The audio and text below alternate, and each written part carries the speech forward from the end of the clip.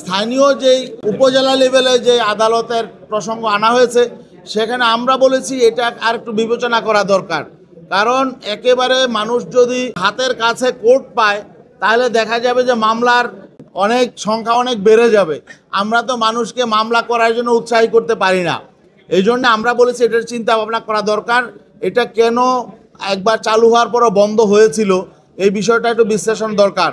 কারণ আমরা দেখেছি ছোটোখাটো বিষয়ে মানুষ মামলাতে চলে যায়।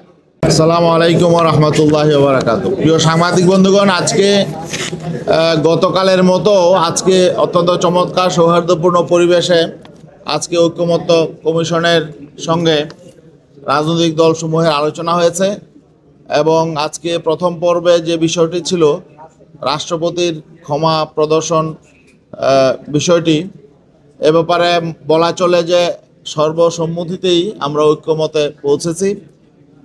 সেখানে আমাদের সংস্কার কমিশনের যে প্রস্তাব ছিল সেই প্রস্তাবের সাথে আমরা একমত হয়েছি। পাশাপাশি আমরা একটি কথা বলেছি, এটাও পরবর্তীতে সবাই মেনে নিয়েছে, যে কিছু কিছু ক্ষেত্রে বিশেষ করে যেখানে ব্যক্তি বা ব্যক্তিসমূহ যদি ক্ষতিগ্রস্ত হয় সেক্ষেত্রে শুধু কমিটি নয়, বরং যিনি ক্ষতিগ্রস্ত হয়েছেন তার অথবা তার উত্তরাধিকারের অনুমোদন সাপেক্ষে কমিটির সুপারিশে রাষ্ট্রপতি ক্ষমা প্রদর্শন করতে পারবেন।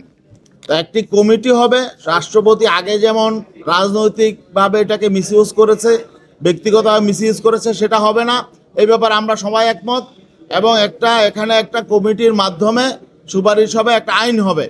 তা আইনের মধ্যে আমরা যেটা বলেছি, আরও আমাদের সাথে আরও কিছু সংগঠন যে ব্যাপারে সবাই মোটামুটি সবাই একমত হয়েছে, যে কিছু ক্ষেত্রে যেখানে ব্যক্তি অ্যাফেক্টেড হবে সেখানে ভিকটিমের উত্তরাধিকার তার অনুমতি সাপেক্ষে কমিটির সুপারিশে রাষ্ট্রপতি সেখানে অনুমোদন দিবেন, ক্ষমা প্রার্থনা মার্জনা করতে পারবেন। এবং আরেকটা বিষয় ছিল আলোচনার, সেটা হলো বিচার বিভাগ বিকেন্দ্রীকরণ।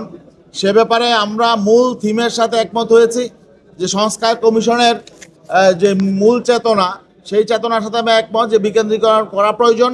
বিশেষ করে হাইকোর্টের কেউ বলেছে সার্কিট বেঞ্চ, কিন্তু আমরা বলেছি যে না, হাইকোর্টের মূল বেঞ্চই বিভাগীয় পর্যায়ে সম্প্রসারণ করা দরকার। তবে সেটা একসাথে নয়, ক্রমান্বয়ে সেটা হাইকোর্টের বিভিন্ন বেঞ্চ ঢাকার বাইরে বিভাগীয় শহরগুলোতে ভৌগোলিকভাবে বিভাগের যেখানে বেঞ্চ গঠন করলে জনগণের সুবিধা বেশি হয়, মানুষ বেশি উপকৃত হয়, সেখানে বেঞ্চ হতে পারে। সেক্ষেত্রে প্রথমে 4টা বিভাগ হতে পারে, পর্যায়ক্রমে 8টা বিভাগই, প্রশাসনিক 8টা বিভাগই সে বেঞ্চ হতে পারে। এই ব্যাপারেও মোটামুটি রাজনৈতিক দলগুলো মোটামুটি একমতেই পৌঁছেছে। সামান্য কিছু মতপার্থক্য আছে, আশা করা যায় সেখানেও আমরা ইনশাল্লাহ একমতে পৌঁছতে পারবো সব। এবং স্থানীয় যেই উপজেলা লেভেলে যে আদালতের প্রসঙ্গ আনা হয়েছে সেখানে আমরা বলেছি এটা আর একটু বিবেচনা করা দরকার। কারণ একেবারে মানুষ যদি একেবারে খুব তার হাতের কাছে কোর্ট পায় তাহলে দেখা যাবে যে মামলার সংখ্যা অনেক বেড়ে যাবে। আমরা তো মানুষকে মামলা করার জন্য উৎসাহী করতে পারি না। এই জন্য আমরা বলেছি এটার চিন্তা ভাবনা করা দরকার। এটা কেন একবার চালু হওয়ার পরও বন্ধ হয়েছিল এই বিষয়টা একটু বিশ্লেষণ দরকার। কারণ আমরা দেখেছি ছোটোখাটো বিষয়ে মানুষ মামলাতে চলে যায় যদি হাতের কাছে মামলার সুযোগ থাকে। এই জন্য আমরা বলেছি যে এটা একটু চিন্তা করা দরকার। হঠাৎ করেই এখন উপজেলা লেভেলে কোর্ট স্থাপনটা বা চালু করাটা, সেটা আমরা বলেছি যে এটা এই মুহূর্তেই আমাদের মনে হয়েছে যে এই মুহূর্তেই সঙ্গত হবে না।